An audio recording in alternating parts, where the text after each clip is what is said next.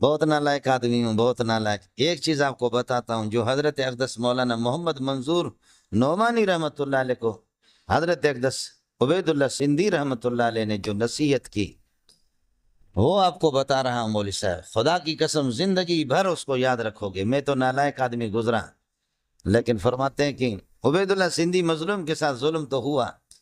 ہر مولوی الو کا پٹا اٹھ کر کے عبید اللہ سندھی کو کوئی دائر اسلام سے خارج سمجھتا ہے، کوئی زال سمجھتا ہے، کوئی مضل سمجھتا ہے۔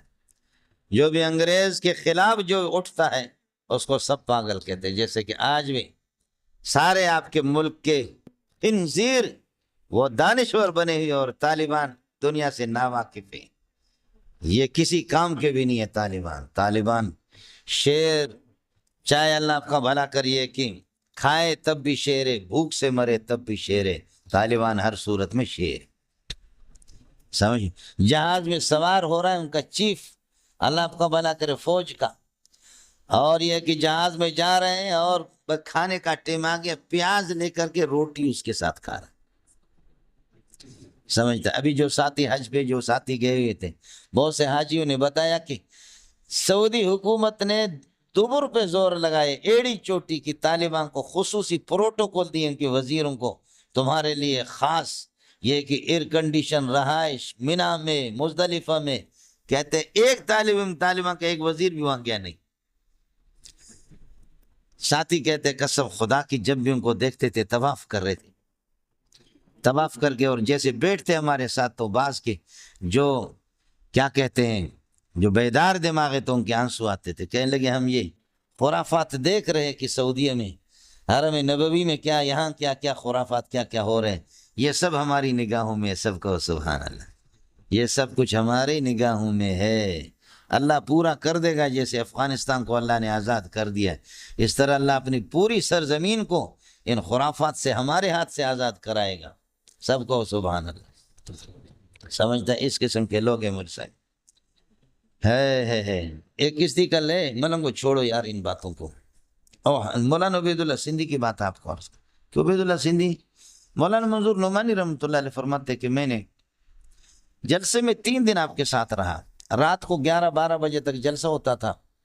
اس کے بعد جب ہم آتے تھے، ایک کمرے میں ہمارے لیے پلنگ اور گدے رکھے تھے، گدے گدوں پر سوتے، لائٹ بند کر دیتے۔ مولانا عبید اللہ سندھی آہستہ آہستہ آدھا پونا گھنٹے کے بعد اس گدے سے نیچے آ کر فرش پہ سوتا تھا۔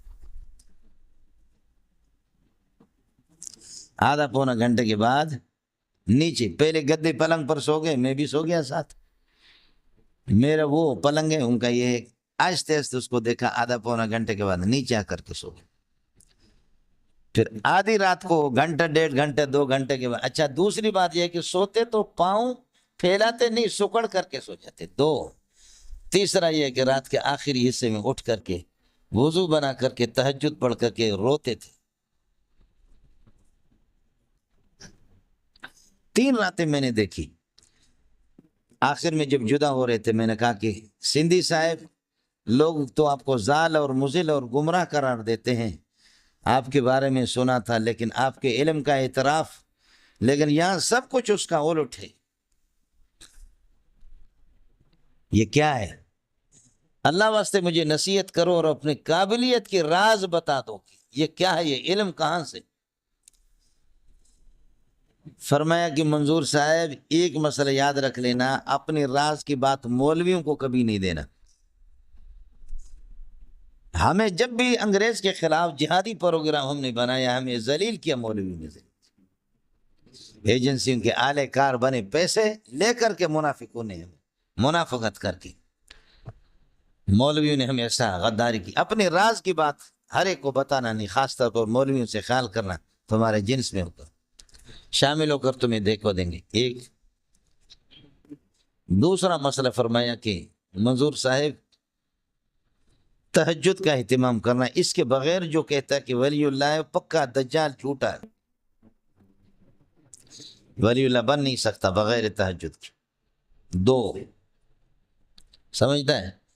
تیسرا منظور آپ کو بتا دوں، میں شاہ ولی اللہ کے اسرار اور رموز کے علم کا حافظ ہوں، منطق و معقولات کا بھی حافظ ہوں، لیکن میں نے قرآن پاک میں 50 سال محنت کی ہے.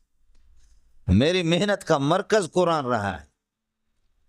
میری محنت کا مرکز قرآن رہا ہے. جو کچھ علم آپ کو محسوس ہو رہا ہے، جو دیکھ رہے ہیں، یہ سارا قرآن کی برکت ہے.